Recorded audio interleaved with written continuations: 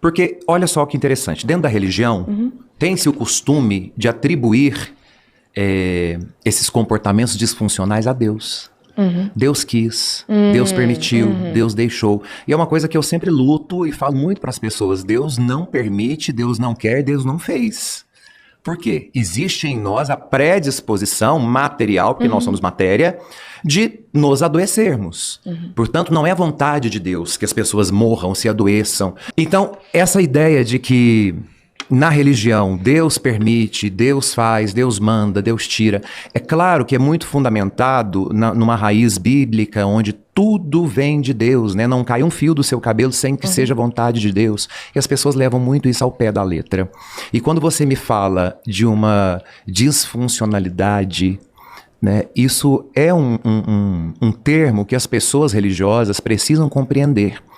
Justamente para desmitificar a ideia de que Deus nos dá doenças. Não, Deus permitiu que ele adoecesse, Deus permitiu que ele morresse, né? É o que eu costumo dizer, já disse em outros podcasts. Tu acha que, de certa forma, isso desincentiva a autonomia das pessoas? Eu acho que as pessoas, elas precisam buscar justificativa para suas dores. Ok. Então, quando dói demais e eu preciso de uma justificativa para substituir a dor, que é muito mais real que a ideia de Deus... Isso é Santo Agostinho que vai dizer. Vou falar antes das pessoas me xingarem. Porque no luto, na perda, a sua dor ela é muito mais palpável do que a fé. Santo Agostinho vai dizer isso no livro dele, no livro 7º das Confissões, quando ele perde o melhor amigo.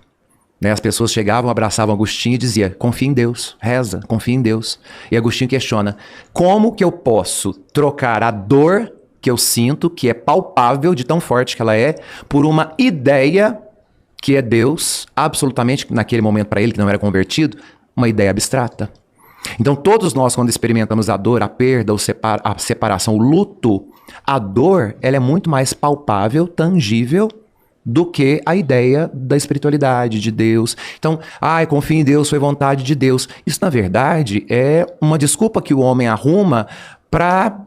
poder justificar que não, nós estamos fragilizados, nós estamos nos adoecendo. O professor Marcos disse isso, eu achei isso fantástico. Ao invés das gerações estarem evoluindo no sentido para cima, né, para serem melhores, né, nós estamos evoluindo para baixo, nós estamos sendo piores em todos os sentidos. Né? É o que ele chama de deletério, né, que eu achei fantástico. Eu discordo, mas tudo bem, depois eu falo. Isso.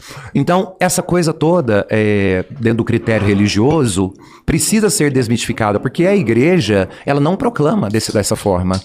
Né, de que a morte é um presente de Deus, a doença é uma vontade de Deus, ou é um castigo, porque há também quem trabalha com a ideia de castigo, de perda, né? E não, Deus não é o Deus que quer te ver sofrer, Deus não é um Deus que quer te ver desesperado, Deus é aquele que te quer numa vida abundante e plena, né? E quando você fala esqueci novamente o termo que você usou. Disfunção. Dessa disfunção, isso é importantíssimo de ser dito para as pessoas. Né? O corpo humano, ele possui suas próprias disfunções. Né? Tu não acha que, de certa forma, ainda assim, tem um propósito de acalentar a dor das pessoas? É uma posição extremamente religiosa a sua, né? Nada científica, porque você traz para esse afeto, esse consolo que é próprio da religião. Sim, sim. Agora, é preciso ter o pé no chão também, né? Porque dizer que tudo é culpa de Deus ou tudo é desígnio de Deus, acaba que tira de nós uma responsabilidade sobre as coisas. Mas, então, como é que tu entenderia, então, a respeito de um versículo bíblico que diz que Deus fez o bem e Deus fez o mal? Como é que tu entenderia isso?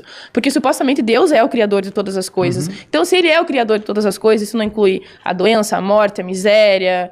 Enfim, como é que tu entenderia isso? Como é que se explica isso, catolicamente? Pelas disfunções. Veja que Deus... segundo a literatura, cria todas as coisas e diz que todas as coisas eram boas. Então, não é possível em Deus existir o mal. O mal, ele existe quando nós, por uma debilidade, fazemos a escolha de não ousar fazer o bem. Então, o mal não pode ser substância. O mal não pode ser tocado. O que existe é a ausência do bem, da prática do bem. E aqui nós entendemos quando Jesus fala a respeito do amor ao próximo. Amar ao próximo como a ti mesmo. É a questão da bondade. Né? Apesar do outro, você amar o outro. Os meninos brincam muito com isso, né? Então, a ideia do bem e do mal, ela está no ato. Quando você pratica o bem, você está em conformidade com a vontade de Deus. Quando você deixa de praticar o bem, quando você faz a escolha, a renúncia livre do bem, você age e a partir desta ação, o que você faz recebe o nome de mal, que é a ausência total do bem. Mas como que tu interpretaria esse versículo especificamente? Que Deus diz, eu faço bem, eu faço mal. Como uma posição do autor sagrado para dizer que a religião define, o Deus da religião define. Então é importante saber que diante da vontade de Deus, aquilo que você faz terá uma consequência. Ah, entendi. No isso caso, é uma apologia, estaria sob o juízo divino. Juízo divino. Dele determinar o que é bom e o que é mal. Seria isso? Isso. É um quadrante. O homem peca, Deus castiga. O homem se arrepende, Deus perdoa. Então, dentro desse quadrante, os autores sagrados vão escrever a respeito disso. E tu acha que a Bíblia, ela tá sujeita a certas atualizações e novas interpretações à medida que a humanidade vai tendo outras perspectivas morais e filosóficas de como viver? Como é que tu lida com isso? Como é que a igreja lida com isso? Não, a palavra, ela está em movimento. Até porque a palavra, ela é inspirada. E o fato dela ser inspirada faz com que ela se movimente. Ou seja, se atualize. Tu acha que, de certa forma, ela é viva? Viva. É isso? Sim, Ok. ela é viva. Então, ela se atualiza, mas ela não pode perder o seu significado. Então, atualizar-se não significa deixar para trás a verdade expressa pela palavra. Tu pode me dar um exemplo? Os mandamentos, por exemplo, que estão no Antigo Testamento. Ok. Né? Nós vivemos uma sociedade onde as coisas evoluíram, então amar a Deus sobre todas as coisas. Hoje eu digo para uma mãe que é cristã, eu falo, você precisa de amar mais a Deus do que os seus filhos. Elas ficam em desespero. Então, peraí, a lei é muito clara. Amará o Senhor teu Deus acima de todas as coisas. Tu acha que elas realmente são impactadas com isso? Muitas. E tu já disse isso? Já disse isso na missa, inclusive.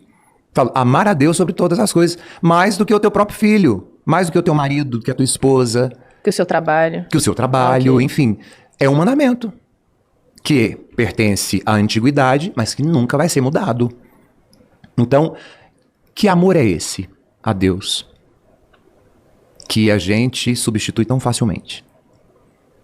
Porque se nós pararmos para pensar, Roberto, você tem que amar mais a Deus do que seus filhos.